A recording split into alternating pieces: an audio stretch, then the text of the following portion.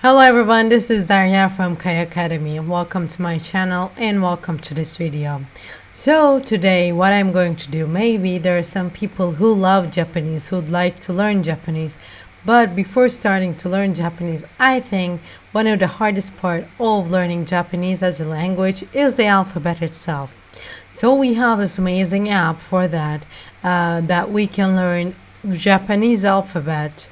So it will make it easier to learn Japanese itself. So I have downloaded, the name is Japanese alphabet. As you can see, it's simple. So we have hiragana. Yes, it's I didn't know. I don't know any Japanese. We have katakana. As I know, these are two different types.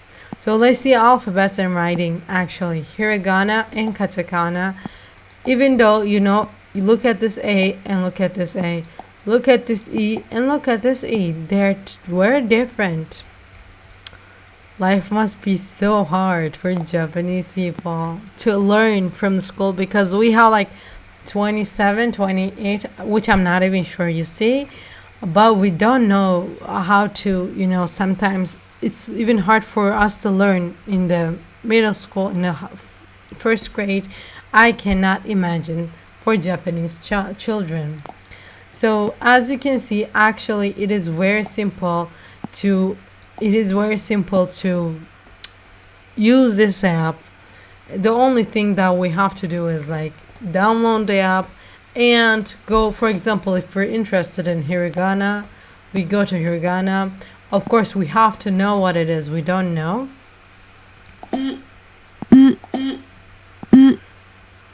Now. Okay.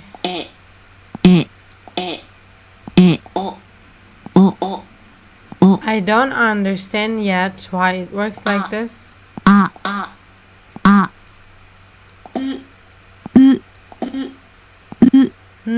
Okay. Oh, it's because they're changing down here. You see, it is actually changing.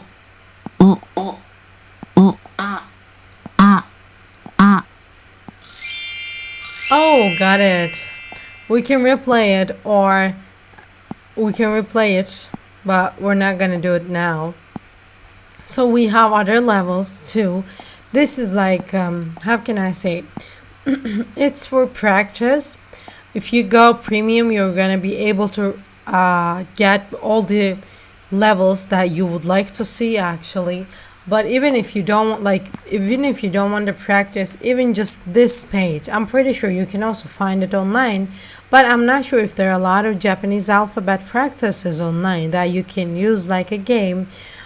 So that's why this alphabet app could be better than those ones.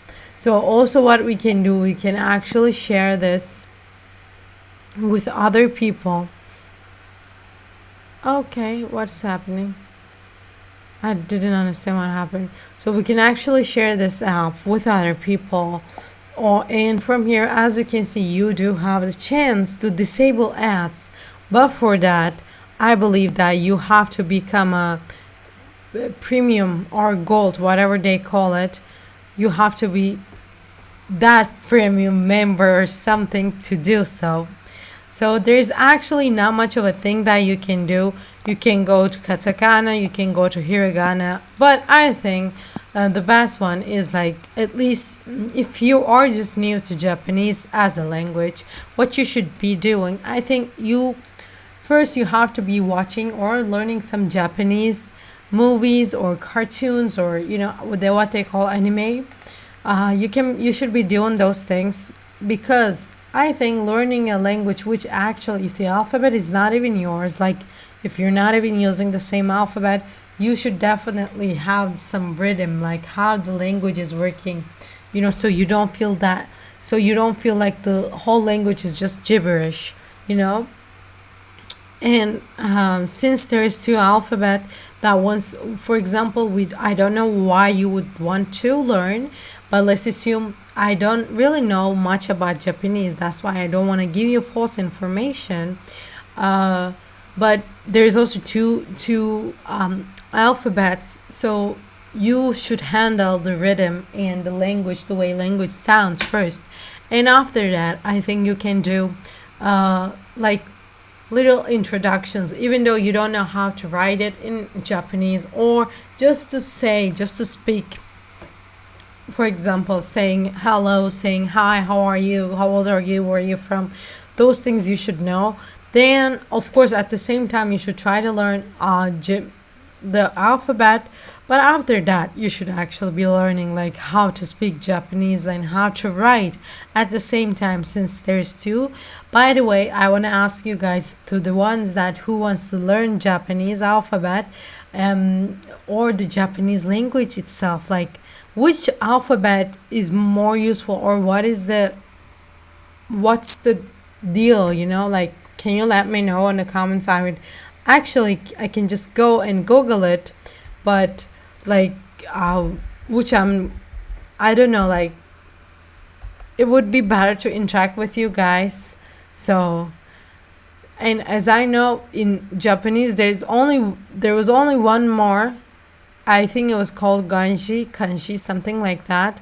I'm not really sure, but I think it's nice to learn two alphabets, even just with one app. So why don't you give it a try, And we share it with the other people. And we also have katakana.